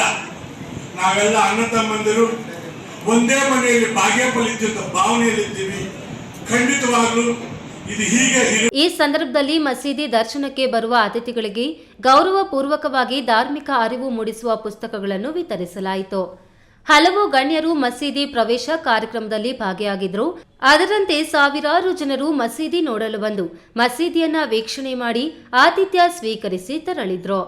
ಈ ಸಂದರ್ಭದಲ್ಲಿ ತಹಶೀಲ್ದಾರ್ ಪ್ರಶಾಂತ್ ಕೆ ಪಾಟೀಲ್, ತಾಲೂಕು ಆರೋಗ್ಯ ಅಧಿಕಾರಿ ಡಾಕ್ಟರ್ ಸತ್ಯನಾರಾಯಣ, ಫಾರೂಕ್ ಮಸೀದಿ ಅಧ್ಯಕ್ಷ ಮುನೀರ್ ಅಹಮ್ಮದ್, ಫಾರೂಕ್ ಉಪಾಧ್ಯಕ್ಷ ವಜೀರ್, ಮುಖಂಡರಾದ ಮುನೀರ್ ಅಹಮ್ಮದ್, ನೂರುಲ್ಲಾ ಮತ್ತಿತರರು ಹಾಜರಿದ್ದರು. ಯಾಕಂದ್ರೆ ಇಡೀ ಜಗತ್ತಲ್ಲಿರುವಂತಹ ಎಲ್ಲರೂ ಒಂದೇ ಅಂತ ಹೇಳ್ಬಿಟ್ಟು ಇವತ್ತು ಮಸೀದಿ ದರ್ಶನ ಕಾರ್ಯಕ್ರಮದ ಒಂದು ಉದ್ದೇಶ ಅನ್ನುವಂಥದ್ದು ಅದೇ. ಯಾಕಂದ್ರೆ ಹಿಂದೂಗಳು, ಮುಸಲ್ಮಾನರು, ಕ್ರೈಸ್ತರು, ಬೌದ್ಧರು, ಜೈನರು ಯಾರಾಗ್ಲಿ ಏನು ಮುಕ್ತವಾಗಿ ಇವತ್ತು ನಮ್ಮ ಮಸೀದಿಗಳಿಗೆ ಪ್ರವೇಶವನ್ನ ಮಾಡಬಹುದು. ಇಷ್ಟು ದಿವಸ ಏನಿತ್ತು, ಕೆಲವರಲ್ಲಿ ಒಂದು ಸಂಕುಚಿತವಾಗಿರುವಂತಹ ಮನೋಭಾವ ಅನ್ನುವಂಥದ್ದು ಇರ್ತಾ ಇತ್ತು. ಏನಂತ ಹೇಳಿದ್ರೆ ಮಸೀದಿಯಲ್ಲಿ ಏನೋ ನಡೀತಾ ಇದೆ, ಏನೋ ಭಯೋತ್ಪಾದನೆ ಕೇಂದ್ರಗಳಾಗಿವೆ ಅವು, ಅಥವಾ ಬೇರೆ ಬೇರೆ ರೀತಿಯಲ್ಲಿ ಏನೇನೋ ತಯಾರಿಗಳು ಕೊಡ್ತಾ ಇರ್ತಾರೆ, ಅದು ಇದು ಅಂತ ಹೇಳ್ಬಿಟ್ಟು ತಪ್ಪು ಪರಿಕಲ್ಪನೆ ಇತ್ತು. ಆ ಒಂದು ತಪ್ಪು ಪರಿಕಲ್ಪನೆ ಅನ್ನುವಂಥದ್ದು ಜನರ ಮಧ್ಯದಲ್ಲಿಂದ ಹೋಗಬೇಕು ಅನ್ನುವಂಥ ಉದ್ದೇಶದಿಂದ ಮುಕ್ತವಾಗಿ ಇವತ್ತು ದೀನ ದಲಿತರು ಇರಬಹುದು ಅಥವಾ ಯಾವುದೇ ಜಾತಿ ಧರ್ಮಕ್ಕೆ ಸೇರುವಂಥ ಜನ ಇರಬಹುದು, ಸಮಾನತೆಯೊಂದಿಗೆ ನಮ್ಮ ಒಂದು ಮಸೀದಿಗಳಿಗೆ ಇವತ್ತು ಪ್ರವೇಶವನ್ನ ಮಾಡಬಹುದು. ಅದೇ ರೀತಿಯಾಗಿ ಬಹಳಷ್ಟು ನಮ್ಮ ಹಿಂದೂ ಸಮುದಾಯಕ್ಕೆ, ಕ್ರೈಸ್ತ ಸಮುದಾಯಕ್ಕೆ ಸೇರುವಂಥ ನಮ್ಮ ಒಂದು ಸಹೋದರರೆಲ್ಲ ಬರ್ತಾ ಇದ್ದಾರೆ. ನಿಜಕ್ಕೂ ಅವ್ರಿಗೆ ಒಂದು ಒಳ್ಳೆಯ ಒಂದು ಶಾಂತಿಯ ಸಂದೇಶ ಅನ್ನೋದನ್ನ ಇಲ್ಲಿ ಪಡ್ಕೊಂಡು ಹೋಗ್ತಾ ಇದ್ದಾರೆ. ಅವರಿಗೆಲ್ಲ ಗೊತ್ತಾಗ್ತಾ ಇದೆ ಮಸೀದಿ ಅಂದ್ರೆ ಈ ರೀತಿಯಾಗಿರುತ್ತೆ, ನಮ್ಮ ಒಂದು ಪ್ರಾರ್ಥನೆ ಅನ್ನುವಂಥದ್ದು, ನಮ್ಮ ಸಂಸ್ಕೃತಿ ಅನ್ನುವಂಥದ್ದು ಏನಿದೆ, ಕುರಾನ್ ಏನ್ ಹೇಳುತ್ತೆ ಅನ್ನೋದನ್ನ ಧರ್ಮಗುರುಗಳು ಇಲ್ಲೆಲ್ಲ ವಿವರಿಸ್ತಾ ಇದ್ದಾರೆ. ಅವರು ಬಹಳ ಸಂತೋಷದಿಂದ ಮಸೀದಿಗೆ ಇವತ್ತು ಪ್ರವೇಶ ಮಾಡ್ತಾ ಇದ್ದಾರೆ. ಅವಾಗ ಆತಿಥ್ಯವನ್ನು ಕೊಟ್ಟು ನಾವು ಸ್ವೀಕರಿಸ್ತಾ ಇದ್ದೀವಿ. E news TV bureau, Chikkaballapur.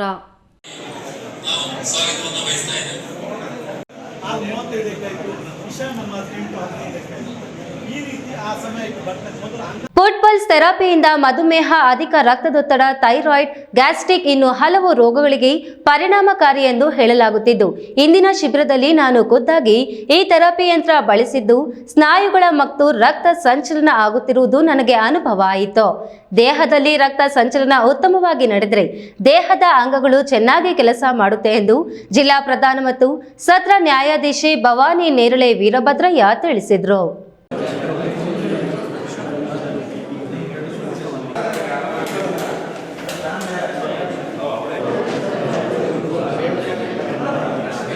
Chikkaballapur ವಕೀಲರ ಸಂಘ ಮತ್ತು ಕಂಪಾನಿಯೋ ಬೆಂಗಳೂರು ಇವರ ಸಹಯೋಗದೊಂದಿಗೆ ನಗರದ ವಕೀಲರ ಭವನದಲ್ಲಿ ಉಚಿತ ಫುಡ್ ಪಲ್ಸ್ ಥೆರಪಿ ಶಿಬಿರ ಹಮ್ಮಿಕೊಳ್ಳಲಾಗಿತ್ತು. ಶಿಬಿರದ ಉದ್ಘಾಟನೆ ಮಾಡಿದ ಜಿಲ್ಲಾ ಪ್ರಧಾನ ಮತ್ತು ಸತ್ರ ನ್ಯಾಯಾಧೀಶೆ ಭವಾನಿ ನೇರಳೆ ವೀರಭದ್ರಯ್ಯ ತಾವೇ ಮೊದಲು ಖುದ್ದು ಫುಡ್ ಪಲ್ಸ್ ಥೆರಪಿ ಮಾಡಿಸಿಕೊಂಡು ತಮ್ಮ ಅನುಭವವನ್ನ ಹಂಚಿಕೊಂಡ ಅವರು ಫುಡ್ ಪಲ್ಸ್ ಥೆರಪಿಯಿಂದ ಮಧುಮೇಹ, ಅಧಿಕ ರಕ್ತದೊತ್ತಡ, ಥೈರಾಯ್ಡ್, ಗ್ಯಾಸ್ಟ್ರಿಕ್ ಇನ್ನು ಹಲವು ರೋಗಗಳಿಗೆ ಪರಿಣಾಮಕಾರಿ ಎಂದು ಹೇಳಲಾಗ್ತಿದ್ದು, ಇಂದಿನ ಶಿಬಿರದಲ್ಲಿ ನಾನು ಖುದ್ದಾಗಿ ಈ ಥೆರಪಿ ಯಂತ್ರ ಬಳಸಿದ್ದು ಸ್ನಾಯುಗಳ ಮತ್ತು ರಕ್ತ ಸಂಚಲನ ಆಗುತ್ತಿರುವುದು ಅನುಭವ ಆಯಿತು. ದೇಹದಲ್ಲಿ ರಕ್ತ ಸಂಚಲನ ಉತ್ತಮವಾಗಿ ನಡೆದರೆ ದೇಹ ಅಂಗಗಳು ಚೆನ್ನಾಗಿ ಕೆಲಸ ಮಾಡುತ್ತೆ. ಇನ್ನು ಯಾರಿಗೆಲ್ಲ ವ್ಯಾಯಾಮ ಮಾಡೋಕ್ಕೆ ಕಷ್ಟ ಅನಿಸುತ್ತೆ ಅವರಿಗೆ ಈ ಯಂತ್ರ ಪರ್ಯಾಯವಾಗಿ ಸಹಕಾರಿಯಾಗಲಿದೆ ಎನ್ನಬಹುದು. ಆದರೆ ಯಾವುದಕ್ಕೂ ಮೊದಲು ವೈದ್ಯರ ಸಲಹೆ ಮುಖ್ಯ. ಹಾಗಾಗಿ ವೈದ್ಯರ ಸಲಹೆ ಮೇರೆಗೆ ಈ ಯಂತ್ರವನ್ನು ಬಳಸಿ ಎಂದು ಹೇಳಲು ಬಯಸುತ್ತೇನೆ ಎಂದರು. ಡಯಾಬಿಟಿಕ್, BP, ಆರ್ಥ್ರೈಟಿಸ್, ಥೈರಾಯ್ಡ್ ಯಾರ್ಯಾರಿಗೆ ಏನೇನೋ ಈ ಥರ ಕಾಯಿಲೆಗಳು, ಚಿಕ್ಕ ಪುಟ್ಟ ಕಾಯಿಲೆಗಳು ಯಾರ್ಯಾರಿಗಿದೆಯೋ ಅದು ಈ ಫುಡ್ ಪಲ್ಸ್ ಥೆರಪಿಯಿಂದ ಸ್ವಲ್ಪ ಕಮ್ಮಿ ಆಗುತ್ತೆ ಅಂತ ಹೇಳಿದ್ದಾರೆ. ಸೊ ಆ ಕಾರಣದಿಂದ ನಾವು ನಮ್ಮ ಜಡ್ಜಸ್ಸು ಮತ್ತು ಅಡ್ವೊಕೇಟ್ಸು ನಮ್ಮ ಕಾಲಿನಲ್ಲಿ ಅವ್ರ ಇನ್ಸ್ಟ್ರೂಮೆಂಟ್ ಮೇಲೆ ಇಟ್ಟಾಗ ವೈಬ್ರೇಷನ್ಸ್ ಆಯಿತು. ಸೊ ಆ ವೈಬ್ರೇಷನಿಂದ ಏನಪ್ಪ ಅಂದ್ರೆ ಮಸಲ್ಸ್ ಸ್ವಲ್ಪ ವರ್ಕ್ ಆಗುತ್ತೆ. ಇವನು ಬ್ಲಡ್ ಸರ್ಕ್ಯುಲೇಷನ್ ವರ್ಕ್ ಆಗಿದ್ದು ಕೂಡ ನಮ್ಗೆ ಅನಿಸ್ತು ಇದು ಯಾಕಂದರೆ ಎಸ್ಪೆಷಲಿ ಯಾರ್ಯಾರು ಎಕ್ಸಸೈಸ್ ಮಾಡೋಕ್ಕಾಗಲ್ಲೋ ಅಂಥವ್ರಿಗೆ this is a best alternative ಅಂತ ಹೇಳ್ಬೋದು. ವೈದ್ಯರಿಂದ ಅಭಿಪ್ರಾಯನ ಪಡ್ಕೊಂಡು ನಂತರ ಇದ್ರ ಬಗ್ಗೆ ಈ ಶಿಬಿರ ಇಂದಿನಿಂದ 18ನೇ ಮಾರ್ಚ್ ವರೆಗೆ 15 ದಿನಗಳ ಕಾಲ ನಡೆಯಲಿದೆ. ಈ ಒಂದು ಉಚಿತ ಫುಡ್ ಪಲ್ಸ್ ಥೆರಪಿ ಶಿಬಿರದಲ್ಲಿ ಭಾಗವಹಿಸಿ ಸದುಪಯೋಗ ಪಡಿಸಿಕೊಳ್ಳಬೇಕೆಂದು ವಕೀಲರ ಸಂಘದ ಜಿಲ್ಲಾಧ್ಯಕ್ಷ ಆರ್ ಶ್ರೀನಿವಾಸ್ ಮನವಿ ಮಾಡಿದರು. ಈ ಸಂದರ್ಭದಲ್ಲಿ ಕಾನೂನು ಸೇವೆಗಳ ಪ್ರಾಧಿಕಾರ ಸದಸ್ಯೆ ಕಾರ್ಯದರ್ಶಿ ಅರುಣಾ ಕುಮಾರಿ, ವಕೀಲರ ಸಂಘದ ಪ್ರಧಾನ ಕಾರ್ಯದರ್ಶಿ ಎಸ್ಎಂ ಮುರಳಿ ಮೋಹನ್, ಖಜಾಂಚಿ ಹರಿಕೃಷ್ಣ, ಸದಸ್ಯರಾದ ನವೀನ್ ಕುಮಾರ್, ಸೀತಾರಾಮ್, ಮುನಿರಾಜು ಇನ್ನಿತರರು ಉಪಸ್ಥಿತರಿದ್ದರು. ಕೆಎಸ್ ನಾರಾಯಣಸ್ವಾಮಿ, ಈ ನ್ಯೂಸ್ ಟಿವಿ, ಚಿಕ್ಕಬಳ್ಳಾಪುರ. ಗ್ರಾಮೀಣ ಕುಡಿಯುವ ನೀರು ಮತ್ತು ನೈರ್ಮಲ್ಯ ಇಲಾಖೆ ವತಿಯಿಂದ ರಾಷ್ಟ್ರೀಯ ಜಲ ಜೀವನ್ ಮಿಷನ್ ಯೋಜನೆಯಡಿ ದೇವನಹಳ್ಳಿ ತಾಲೂಕು ಪಂಚಾಯಿತಿ ಸಭಾಂಗಣದಲ್ಲಿ ತಾಲೂಕು ಪಂಚಾಯಿತಿ ಇಒ ಸಿಎಸ್ ಶ್ರೀನಾಥ್ ಗೌಡ ಅಧ್ಯಕ್ಷತೆಯಲ್ಲಿ ಗ್ರಾಮ ಪಂಚಾಯಿತಿ ವ್ಯಾಪ್ತಿಯ ಗ್ರಾಮಗಳ ನೀರುಗಂಟಿ ಕೊಳಾಯಿಗಾರರಿಗೆ ಪ್ಲಂಬರ್ ಜವಾಬ್ದಾರಿಗಳು, ಕಾಮಗಾರಿಗಳ ದುರಸ್ತಿ ಮತ್ತು ನಿರ್ವಹಣೆ ಕುರಿತು 2 ದಿನ ತರಬೇತಿ ಕಾರ್ಯಕ್ರಮವನ್ನು ಆಯೋಜಿಸಲಾಗಿತ್ತು. ಎಲ್ಲ ಇರುತ್ತೆ, ಅದು ಸೂಕ್ಷ್ಮ. ನಮ್ಮ ನೀರು ಶುದ್ಧವಾದ ನೀರಂದ್ರೆ ಏನ್ ತಿಳ್ಕೊಂಡಿದ್ದಾರೆ? ಶುದ್ಧವಾದ ನೀರು ದೇವನಹಳ್ಳಿ ತಾಲೂಕು ಪಂಚಾಯಿತಿ ಸಭಾಂಗಣದಲ್ಲಿ ಗ್ರಾಮ ಪಂಚಾಯಿತಿಗಳ ನೀರುಗಂಟಿ ಕೊಳಾಯಿದಾರರಿಗೆ ಕಾರ್ಯಾಗಾರ ಹಮ್ಮಿಕೊಳ್ಳಲಾಯಿತು. ತಾಲೂಕು ಪಂಚಾಯಿತಿ ಇಒ ಸಿಎಸ್ ಶ್ರೀನಿವಾಸಗೌಡ ಮಾತನಾಡಿ, ಗ್ರಾಮೀಣ ಪ್ರದೇಶದಲ್ಲಿ ಜಲಜೀವನ್ ಮಿಷನ್ ಕಾಮಗಾರಿಗಳ ಉತ್ತಮವಾಗಿ ಕಾರ್ಯಗತಗೊಳಿಸಲಾಗುತ್ತಿದ್ದು, ಇದರ ಕಾರ್ಯಾಚರಣೆ ಸುಸ್ಥಿರತೆ ಸಂಪೂರ್ಣ ನಿರ್ವಹಣೆ ಮಾಡುವ ಹಾಗೂ ಉತ್ತಮವಾಗಿ ಅನುಷ್ಠಾನಗೊಳಿಸಲು ನೀರುಗಂಟಿ ಕೊಳಾಯಿಗಾರರ ಜವಾಬ್ದಾರಿಗಳ ಬಗ್ಗೆ ಸಂಪೂರ್ಣ ಮಾಹಿತಿ ತರಬೇತಿಯಲ್ಲಿ ನೀಡಲಾಗಿದೆ ಎಂದು ತಿಳಿಸಿದರು. ಮಿಷನ್ ಅಡಿಯಲ್ಲಿ ನಾವು ನಮ್ಮ 24 ಗ್ರಾಮ ಪಂಚಾಯಿತಿಗಳ ಒಂದೊಂದು ಗ್ರಾಮ ಪಂಚಾಯಿತಿಗೆ ತಲಾ 5 ಜಲಗಾರರಿಗೆ ವಿಶೇಷವಾದಂಥ ಒಂದು ಸಂಪನ್ಮೂಲ ವ್ಯಕ್ತಿಗಳನ್ನು ಕರೆಸಿ ಈ ಜಲಜೀವನ್ ಮಿಷನ್ ಅಡಿಯಲ್ಲಿ ಏನು ವಿಶೇಷವಾದಂಥ ಒಂದು ಪೈಪ್ಲೈನ್ ಕನೆಕ್ಷನ್ ಮಾಡಿದ್ವಿ. ಟ್ಯೂಬ್ ಲೆವೆಲ್ ಪ್ರತಿ ಗ್ರಾಮಕ್ಕೂ ಸಹ ಪ್ರತಿ ಮನೆಗೂ ಸಹ ನಾವೇನು ನಿರಂತರವಾಗಿ ಕುಡಿಯೋ ನೀರಿನ ವ್ಯವಸ್ಥೆ ಮಾಡಿಕೊಡ್ಬೇಕು ಅನ್ನೋ ನಿಟ್ಟಿನಲ್ಲಿ ಏನು ಕ್ರಮ ತೊಗೊಂಡಿದ್ವಿ. ಆ ಪೈಪ್ಲೈನ್ ರಿಪೇರಿ ಮತ್ತು ಇತ್ಯಾದಿಗಳು ಬಂದಾಗ ಯಾವ ಥರ ಅದನ್ನು ರಿಪೇರ್ ಮಾಡಬೇಕು ಅನ್ನೋ ಸಂಬಂಧಪಟ್ಟಂತೆ ವಿಶೇಷವಾದಂಥ ಒಂದು ತರಬೇತಿನ ಈ ದಿನ ನಾವು ತಾಲೂಕು ಪಂಚಾಯತಿಯಿಂದ ಹಮ್ಮಿಕೊಂಡಿದ್ದೀವಿ. ಈ ಒಂದು ತರಬೇತಿ ನೀಡ್ತಾ ಇರುವಂಥ ಉದ್ದೇಶ, ಹಿಂದ್ಗಡೆ ಗ್ರಾಮ ಪಂಚಾಯತಿಯಿಂದ ಆಗ್ತಾ ಇರೋದು ಪೈಪ್ಲೈನ್ನ ರಿಪೇರಿ ಸಣ್ಣ ಅಂದರೆ ಅಷ್ಟು ಟ್ರೈನ್ಡ್ ಇರಲಿಲ್ಲ ಅಂದರೂ ಕೂಡ ನಾವು ವಾಟರ್ ಮ್ಯಾನ್ಸೇ ಮಾಡ್ತಾಯಿದ್ರು. ಬಟ್ ಜಲಜೀವನ್ ಮಿಷನ್ ಅಡಿಯಲ್ಲಿ ವಿಶೇಷವಾದಂಥ ಒಂದು ಪೈಪ್ ವ್ಯವಸ್ಥೆ ಮಾಡಿರೋದ್ರಿಂದ ಅದನ್ನು ಗ್ರಾಮಸ್ಥರು ಯಾರೂ ಕೂಡ ಹಾಳು ಮಾಡ್ದಂಗೆ, ಜೊತೆಗೆ ಇನ್ ಕೇಸ್ ಏನಾದರೂ ಕಾರಣಾಂತರಗಳಿಂದ ಏನಾದರೂ ಹಾಳಾದರೆ ಅದನ್ನು ಯಾವ ಥರ ರಿಪೇರಿ ಮಾಡಬೇಕು ಅಂತ ರಿಲೇಟೆಡ್ ಇವತ್ತು ವಿಶೇಷವಾದಂಥ ಒಂದು ತರಬೇತಿನ ಹಮ್ಮಿಕೊಂಡಿದೆ. ಈ ಸಂದರ್ಭದಲ್ಲಿ ಸಹಾಯಕ ಕಾರ್ಯಪಾಲಕ Bharat Kumar, all India institute of local self government Bengaluru ಸಂಸ್ಥೆಯ ರೀಜನಲ್ ನಿರ್ದೇಶಕ ರವಿಕುಮಾರ್, ರಾಜ್ಯ ಸಂಪನ್ಮೂಲ ವ್ಯಕ್ತಿ ಜೋಸೆಫ್, ಜಿಲ್ಲಾ ಯೋಜನಾ ವ್ಯವಸ್ಥಾಪಕ ನಾಗಪ್ಪ ಮತ್ತಿತರರು ಉಪಸ್ಥಿತರಿದ್ದರು. ಹೈದರ್ ಸಾಬ್, ಈ ನ್ಯೂಸ್ ಟಿವಿ, ದೇವನಹಳ್ಳಿ. ಕೆಲವೊಂದ್ಸರಿ ಪಾಸ್ ಮಾಡಿರ್ತಾರೆ, ನೀರು ಬಿಟ್ಟಾಗ ಏನು ಫೋರ್ಸ್ ಆಗಿ ಹೋಗುತ್ತೆ, ಏನಿಲ್ಲ ಇಮಿಡಿಯೇಟ್ ಆಫ್ ಮಾಡ್ತಿರಲ್ಲ. ಹೊರ ರಾಜ್ಯದಿಂದ ಕೆಲಸಕ್ಕೆ ವಲಸೆ ಬಂದ ಕಾರ್ಮಿಕರ ಮಕ್ಕಳನ್ನು ಶಾಲೆಗೆ ಸೇರಿಸಿ ಸಮವಸ್ತ್ರ ಮತ್ತು ಪಠ್ಯ ಪುಸ್ತಕ ವಿತರಣೆ, ಕಾರ್ಮಿಕರ ಮಕ್ಕಳ ಭವಿಷ್ಯ ಮತ್ತು ಶೈಕ್ಷಣಿಕ ಪ್ರಗತಿಗೆ ಎಲ್ಲರೂ ಮುಂದಾಗಬೇಕೆಂದು ಗ್ರಾಮ ಪಂಚಾಯಿತಿ ಮಾಜಿ ಅಧ್ಯಕ್ಷ ಬ್ಯಾಲಹಳ್ಳಿ ಚಂದ್ರಶೇಖರ ಗೌಡ ಹೇಳಿದರು. ದಯ ಪಾಲಿಸು ಈ ಬಾಳನು ಬೆಳಕಾಗಿಸು ಹೇ ಶಾರದೆ.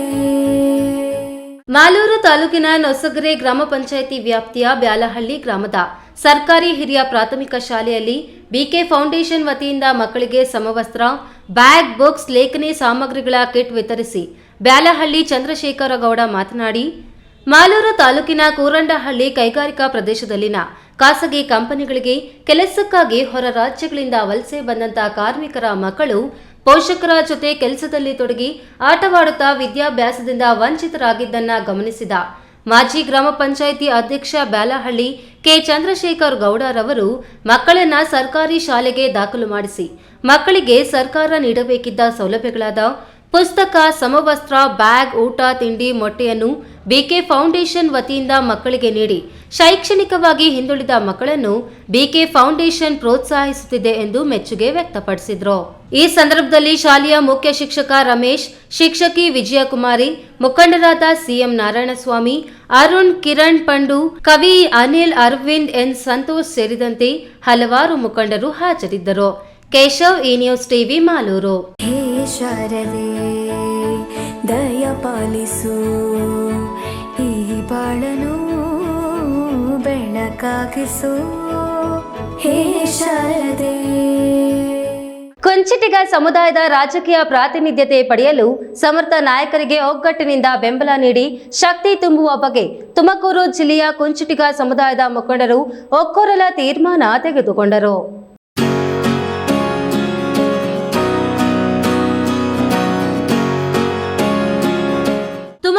ನಗರದ ಕುಂಚಿಟಿಗ ಸಮುದಾಯ ಭವನದಲ್ಲಿ ಜಿಲ್ಲಾ ಕುಂಚಿಟಿಗ ಒಕ್ಕಲಿಗರ ಸಂಘದ ಅಧ್ಯಕ್ಷ ನೇತಾಜಿ ಶ್ರೀಧರ್ ಅವರ ಅಧ್ಯಕ್ಷತೆಯಲ್ಲಿ ನಡೆದ ಸಭೆಯಲ್ಲಿ ಸಮುದಾಯದ ರಾಜಕೀಯ ನಾಯಕತ್ವ ಕುರಿತು ಚರ್ಚೆ ನಡೆಯಿತು. ಜಿಲ್ಲೆಯ ಎಲ್ಲ ತಾಲೂಕು ಹೋಬಳಿ ಮಟ್ಟದ ಕುಂಚಿಟಿಗ ಮುಖಂಡರ ಸಭೆಯಲ್ಲಿ ವ್ಯಕ್ತವಾದ ಅಭಿಪ್ರಾಯಗಳನ್ನು ಆಧರಿಸಿ ಜಿಲ್ಲಾ ಮಟ್ಟದ ಸಭೆಯಲ್ಲಿ ಚರ್ಚೆ ಮಾಡಿ ಸಮುದಾಯದ ನಾಯಕರಿಗೆ ಬೆಂಬಲ ನೀಡಿ ಶಕ್ತಿ ತುಂಬಿ ರಾಜಕೀಯ ಪ್ರಾತಿನಿಧ್ಯ ಕಾಪಾಡಿಕೊಳ್ಳಲು ತೀರ್ಮಾನಿಸಲಾಯಿತು. ಸಭೆಯಲ್ಲಿ ಮುರಳೀಧರ ಹಾಲಪ್ಪ ಮಾತನಾಡಿ, ಎಲ್ಲ ಸಮುದಾಯಗಳ ಧ್ವನಿಯಾಗಿ ಮುಖಂಡರು ಸ್ಪಂದಿಸಬೇಕು. ಸಮುದಾಯದ ಮಕ್ಕಳ ವಿದ್ಯಾಭ್ಯಾಸಕ್ಕೆ ಅಗತ್ಯ ನೆರವು, ಮಾರ್ಗದರ್ಶನ ನೀಡಿ ಸಹಕರಿಸಬೇಕು ಎಂದು ಮನವಿ ಮಾಡಿದರು. ಒಂದು ರಾಜಕೀಯ ಅಸ್ತಿತ್ವ, ಹಾಗೆಯೇ ಯುವಕರಿಗೆ, ವಿದ್ಯಾರ್ಥಿಗಳಿಗೆ ಅವ್ರಿಗೆ ಹೇಗೆ ಶಕ್ತಿ ತುಂಬಿಸೋದು, ಶಿಕ್ಷಣದ ಬಗ್ಗೆ ಆಗಲಿ, ಹಾಗೆಯೇ ಅವ್ರದ್ದೇನಾದರೂ ಸ್ವಂತ ಕಾಲ ಮೇಲೆ ನಿಂತ್ಕೊಳ್ಳೋಕೆ UPSC KPSC ಪರೀಕ್ಷೆಗಳನ್ನೇನಾದರೂ ತರಬೇತಿಗಳಿಗೆ ತಯಾರು ಮಾಡೋದಕ್ಕೆ, ಸ್ವಂತ ಉದ್ಯಮಿಗಳ ಬಗ್ಗೆ, ಹೊರದೇಶಗಳಿಗೆ ಅವ್ರಿಗೇನಾದರೂ ಅವಕಾಶ ಕಲ್ಪಿಸ್ಕೊಡೋಂಥದ್ದು, ಆಮೇಲೆ ಮಹಿಳೆಯರಿಗೆ ಸರ್ಕಾರದಿಂದ ಸಿಗೋಂಥ ಯಾವುದೋ ಯೋಜನೆಗಳು, ಕಾರ್ಯಕ್ರಮಗಳು, ಈ ವಿಷಯಗಳ ಬಗ್ಗೆ ಚರ್ಚೆಗಳನ್ನ ಮಾಡ್ತಾ ಇದ್ದೀವಿ. ಸಭೆಯಲ್ಲಿ ಜಿಲ್ಲಾ ಕುಂಚಿಟಿಗ ಒಕ್ಕಲಿಗರ ಸಂಘದ ಅಧ್ಯಕ್ಷ ನೇತಾಜಿ ಶ್ರೀಧರ್, ಸಂಘದ ಮಾಜಿ ಅಧ್ಯಕ್ಷರಾದ ಲಿಂಗಣ್ಣ, ದೊಡ್ಡಲಿಂಗಪ್ಪ, ಪದಾಧಿಕಾರಿಗಳು, ಜಿಲ್ಲೆಯ ಎಲ್ಲ ತಾಲೂಕು ಸಂಘಗಳ ಮುಖಂಡರು ಭಾಗವಹಿಸಿದ್ರು. ತಿಮ್ಮಯ್ಯ, ಈ ನ್ಯೂಸ್ ಟಿವಿ, ತುಮಕೂರು.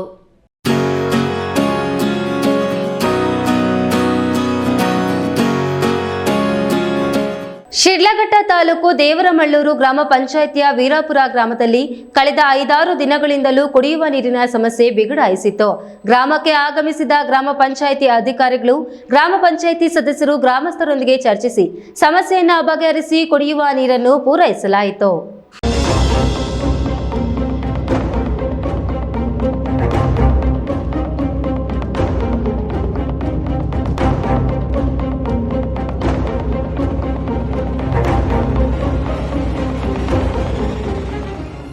ಶಿಡ್ಲಘಟ್ಟ ತಾಲೂಕು ವೀರಾಪುರ ಗ್ರಾಮದಲ್ಲಿ ಕುಡಿಯುವ ನೀರಿನ ಸಮಸ್ಯೆ ಉಲ್ಬಣಿಸಿತ್ತು.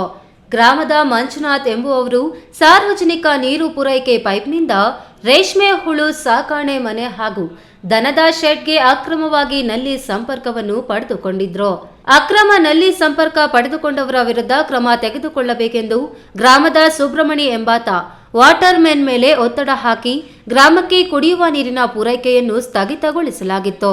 ಹಾಗಾಗಿ ಸಮಸ್ಯೆ ಬಿಗಡಾಯಿಸಿದ್ದರಿಂದ PDO ಗೋಪಾಲ್, ಮುಖಂಡರಾದ ಇದ್ಲೂಡು ಮುನಿಶಾಮಣ್ಣ, ಗ್ರಾಮದ ಮುಖಂಡರಾದ ದ್ಯಾವಪ್ಪ, ರಾಮಣ್ಣ, ಮುನಿನಂಜಪ್ಪ, ಮುನಿರೆಡ್ಡಿ ಇನ್ನಿತರರು ಸ್ಥಳಕ್ಕೆ ಆಗಮಿಸಿ ಗ್ರಾಮಸ್ಥರೊಂದಿಗೆ ಚರ್ಚಿಸಿದ್ರು. ಮಂಜುನಾಥ್ ಎಂಬಾತ ಅಕ್ರಮನಲ್ಲಿ ಸಂಪರ್ಕ ಪಡೆದುಕೊಂಡಿದ್ದು ಸಾಬೀತಾಗಿದ್ದು ಆತನನ್ನು ತರಾಟೆಗೆ ತೆಗೆದುಕೊಂಡು ಇನ್ನೊಮ್ಮೆ ಇಂತಹ ಕೆಲಸ ನಡೆದರೆ ಕಾನೂನು ಕ್ರಮ ಜರುಗಿಸಲಾಗುವುದು ಎಂದು ಎಚ್ಚರಿಸಿದ್ರು. ಅಕ್ರಮನಲ್ಲಿ ಸಂಪರ್ಕವನ್ನು ಕಿತ್ತೆಸೆದು ಗ್ರಾಮಕ್ಕೆ ನೀರನ್ನು ಪೂರೈಸುವ ಮೂಲಕ 5-6 ದಿನಗಳಿಂದಲೂ ಬಿಗಡಾಯಿಸಿದ್ದ ಸಮಸ್ಯೆಯನ್ನು ಪರಿಹರಿಸಲಾಯಿತು. ವೀರಾಪುರ ಮಂಜುನಾಥ್, ಈ news TV, Sidlaghatta.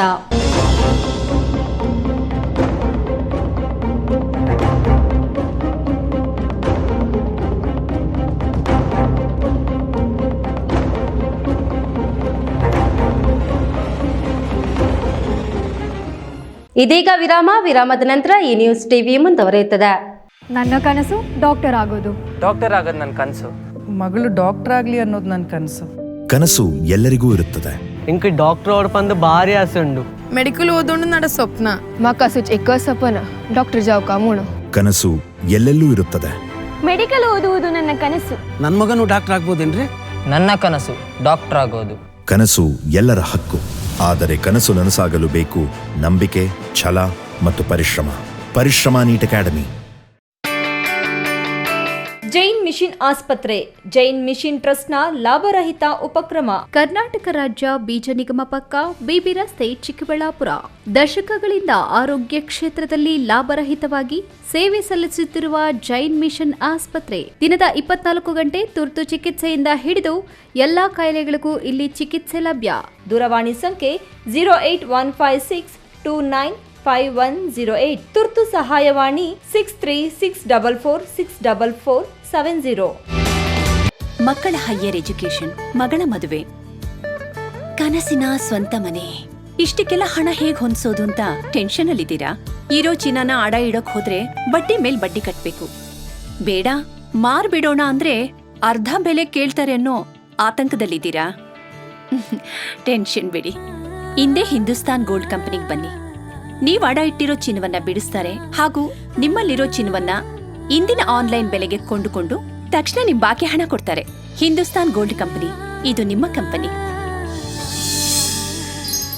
Hindustan Gold Company. It's your company.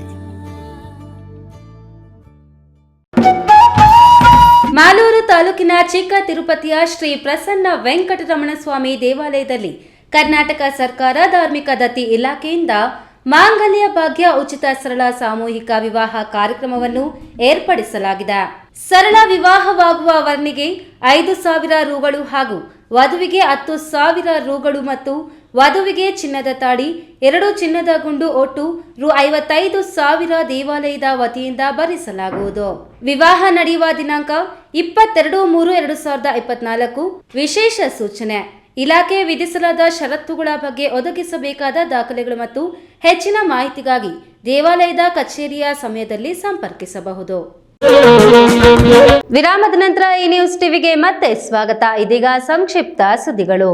Gudibande ಪಟ್ಟಣದ ಶ್ರೀ ಗಾಯತ್ರಿ ಪ್ರಸಾದ ಭವನದಲ್ಲಿ ಉಲೋಚುಕಮೆ ರಾಜ್ಯ ಸಂಘದ ನೇತೃತ್ವದಲ್ಲಿ ನೂತನ ವಿಪ್ರ ಮಹಿಳಾ ಸಂಘವನ್ನು ಉದ್ಘಾಟನೆ ಮಾಡಿದ್ರು. ಬೆಂಗಳೂರು ಉಲೂಚುಕಮೆ ಬ್ರಾಹ್ಮಣ ಮಹಾಸಭಾ ಮಹಿಳಾ ಘಟಕದ ಅಧ್ಯಕ್ಷೆ ಉಮಾ ರಾಘವೇಂದ್ರ ಮಾತನಾಡಿ, ಮಕ್ಕಳಲ್ಲಿ ಸಂಸ್ಕಾರ ಹುಟ್ಟಿಸಲು, ಸಮಾಜದಲ್ಲಿ ಸಂಸ್ಕೃತಿ ಉಳಿಸಲು ಸಂಘಟನೆ ಅತಿ ಅಗತ್ಯ ಎಂದರು.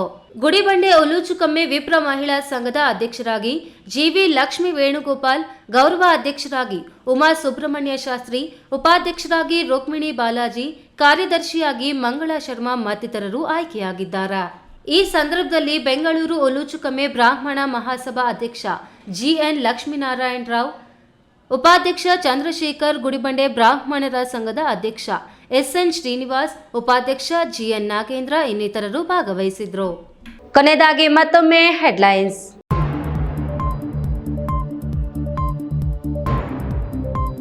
ಚಿಕ್ಕಬಳ್ಳಾಪುರ ನಗರದ ಅಭಿವೃದ್ಧಿ ದೃಷ್ಟಿಯಲ್ಲಿಟ್ಟುಕೊಂಡು ಬಜೆಟ್ ಮಂಡನೆ. ಉದ್ಯಾನವನ ಕಲ್ಯಾಣಿಗಳ ನವೀಕರಣಕ್ಕೆ ಒತ್ತು. 2,48,00,000 ರು ಉಳಿತಾಯ ಬಜೆಟ್ ಮಂಡಿಸಿದ ಜಿಲ್ಲಾಧಿಕಾರಿ ರವೀಂದ್ರ. ಮಾವಿನ ತೋಟ ತುಂಬಾ ನಳನಳಿಸುತ್ತಿರುವ ಹೂ ಪಿಂದೆಗಳು. ಬೆಳೆಗಾರರಲ್ಲಿ ಮೂಡಿತು ಮಂದಹಾಸ. ಅದಾಗಲೇ ತೋಟಗಳಲ್ಲಿ ಫಸಲು ಖರೀದಿಗೆ ಮುಂದಾದ ವರ್ತಕರು. ಅನ್ನ ಕೊಟ್ಟವರಿಗೆ ಬಿಲ್ ಬಾಕಿ ಇಟ್ಟ ಆರೋಗ್ಯ ಇಲಾಖೆ. ಸಾರ್ವಜನಿಕರ ಆಸ್ಪತ್ರೆ ಮುಂದೆ ಸಂತ್ರಸ್ತೆ ಅಳಲು. ಮುಜರಾಯಿ ದೇಗುಲಗಳಿಂದ ಸರ್ಕಾರಕ್ಕೆ ಸಾಕಷ್ಟು ಆದಾಯ. ಅರ್ಚಕರಿಗೆ 5,000, ಮೌಲ್ವಿಗಳಿಗೆ 1,00,000 ವೇತನ ತಾರತಮ್ಯ. ಪ್ರಮೋದ್ ಮುತಾಲಿಕ್ ಆಕ್ರೋಶ. 10 ವರ್ಷ ಕಳೆದರೂ ಮುಗಿಯದ ಎತ್ತಿನಹೊಳೆ ಕಾಮಗಾರಿ. ಸರ್ಕಾರದ ವಿರುದ್ಧ ಆಕ್ರೋಶ ವ್ಯಕ್ತಪಡಿಸಿದ ನೀರಾವರಿ ಹೋರಾಟಗಾರರು. ದಿನನಿತ್ಯದ ಸುದ್ದಿ ಸ್ವಾರಸ್ಯಕ್ಕಾಗಿ ತಪ್ಪದೆ ವೀಕ್ಷಿಸಿ ಈ ನ್ಯೂಸ್ ಟಿವಿ.